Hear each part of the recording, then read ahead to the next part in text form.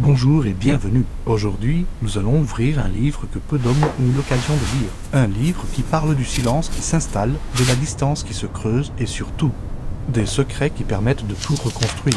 Le titre de notre chapitre, les 7 clés psychocorporelles pour raviver l'intimité conjugale après 50 et 60 ans. Une connaissance essentielle que la plupart des hommes ignorent confortablement. Et écoutez le silence. Voilà le premier symptôme clinique d'un mal plus profond. Un silence qui n'est pas la quiétude, mais la résonance assourdissante de la distance émotionnelle. Après 30 ou 40 ans de vie commune, les enfants ont quitté le nid. La retraite est une réalité nouvelle. On se retrouve face à face, comme au premier jour. Mais le décor a changé, et nous aussi pour beaucoup d'hommes français. Éduqués dans une culture de la pudeur et de la performance. C'est une période de profonde désorientation. On a passé sa vie à construire, à protéger, à pourvoir. On a été le pilier, le roc.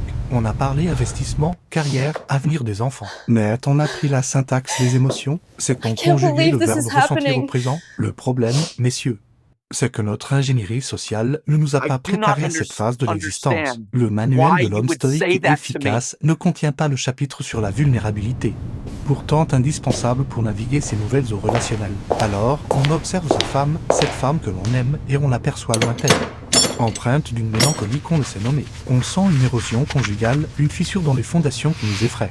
Car nous n'avons pas les outils pour la réparer. On tente des manœuvres de diversion, une plaisanterie, un cadeau, une invitation au restaurant. Mais la fissure demeure. Le véritable problème n'est pas l'amour qui a disparu. C'est le protocole de communication qui est devenu obsolète. Laissez-moi vous raconter l'histoire de Marc, 58 ans, ancien directeur commercial d'une PME à Lyon, jeune retraité. Une belle maison dans les monts d'or, des enfants qui ont réussi. Le tableau est parfait. Pourtant, chaque soir, en s'asseyant dans le canapé à côté de son épouse, Hélène, il ressentait un abîme les séparer. Elle lisait, il regardait les chaînes d'information. Leurs échanges se limitaient à la logistique du quotidien soir. Hélène lui a dit, avec une voix brisée, « Marc, j'ai l'impression de vivre avec un colocataire que j'estime. Mais un colocataire quand même. » Pour Marc, l'impact fut sismique. Un colocataire, lui, qui avait tout donné pour sa famille. Sa réaction fut une réponse défensive quasi pavlovienne, un mélange de colère et d'incompréhension. Mais enfin, de quoi te plains-tu? Tu ne manques de rien.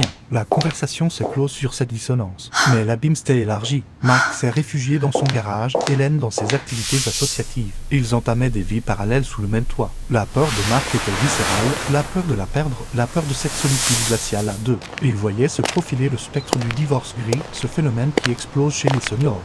Et il était terrifié. Hélène était l'axe de son monde, mais il avait l'impression de tenir du sable dans ses mains. Il ne savait plus comment la toucher, non pas seulement avec son corps, mais avec son être. Il craignait que le silence n'ait déjà signé la fin de leur histoire. Cette histoire est celle de milliers d'hommes, des hommes de bien aimants, mais qui réalisent tardivement que l'armure qui les a protégés durant leur vie active est devenue une cage qui les isole de la personne qu'ils aiment le plus. Mais comment faire quand on a passé 60 ans à opérer? Selon un certain programme, la solution n'est pas de se réinventer, mais de réactiver des circuits neuronaux et émotionnels mis en sommeil. C'est ici que j'ouvre le livre des 7 clés thérapeutiques. La première clé, et la plus fondamentale, réside dans la redécouverte du toucher non érotisé. En thérapie de couple, notamment dans l'approche centrée sur les émotions EFT du DR, Suhumsen, on sait que le contact physique bienveillant, une main sur l'épaule, une caresse dans le dos, se tenir la main est un puissant régulateur du système nerveux. Ce type de contact déclenche la libération d'ocytocine, un neuromédiateur essentiel de l'attachement qui diminue le cortisol, l'hormone du stress.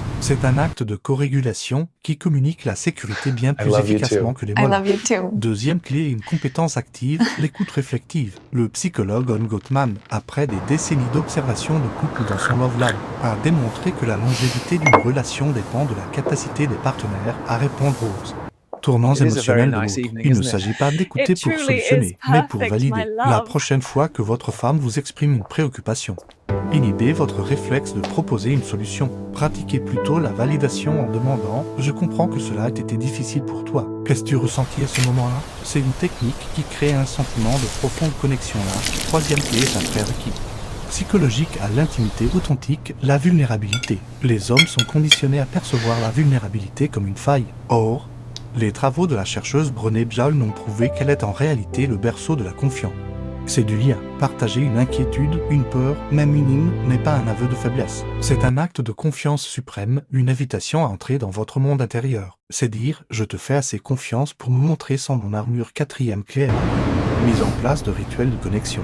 La psychologie comportementale nous apprend que les rituels créent des ancrages positifs et prévisibles qui renforcent le sentiment de sécurité. Les couples qui durent ne sont pas ceux qui vivent une passion cinématographique, mais ceux qui ont su bâtir un capital émotionnel grâce à de micro-rituels, le café partagé l'écran le matin, la marche de 10 minutes après dîner, une étreinte de 20 secondes au retour du travail. Ces gestes, répétés, deviennent le tissu conjonctif de la relation. La cinquième clé est d'une simplicité désarmante.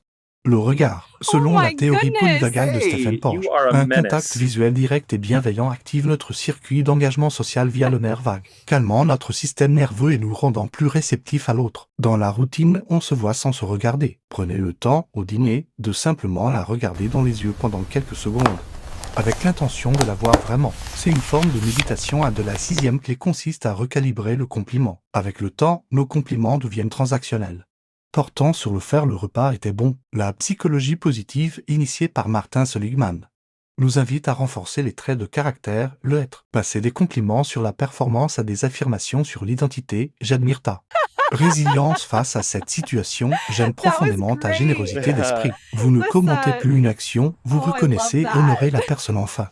La septième clé est la réintroduction du jeu et du rire. Le rire partagé est un puissant anxiolytique naturel. Il libère des endorphines et synchronise les états émotionnels, créant ce que les thérapeutes appellent une corrégulation positive. Une étude a révélé que les couples capables de se remémorer des souvenirs de rire communs rapportent une satisfaction conjugale significativement plus élevée. La vie après 50 ans peut être chargée de sérieux. Retrouvez des photos de vous jeunes et un peu fous, et laissez le souvenir de ce rire partagé vous reconnecter aujourd'hui.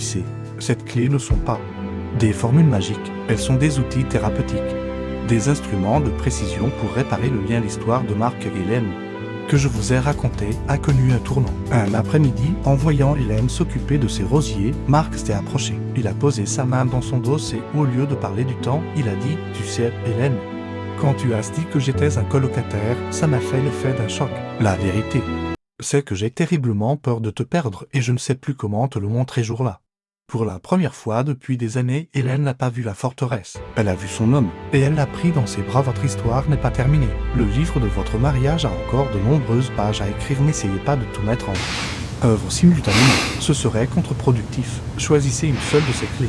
Une seule, celle qui vous paraît la plus accessible. Et prenez la décision thérapeutique de l'appliquer dès aujourd'hui, comme un premier pas conscient vers la reconnexion. Si ce message a trouvé un écho en vous, partagez-le avec un ami, un frère, un homme de votre génération qui, comme vous, a peut-être simplement besoin qu'on lui traduise le langage oublié du cœur et du corps. Merci de votre écoute. Prenez soin de votre amour.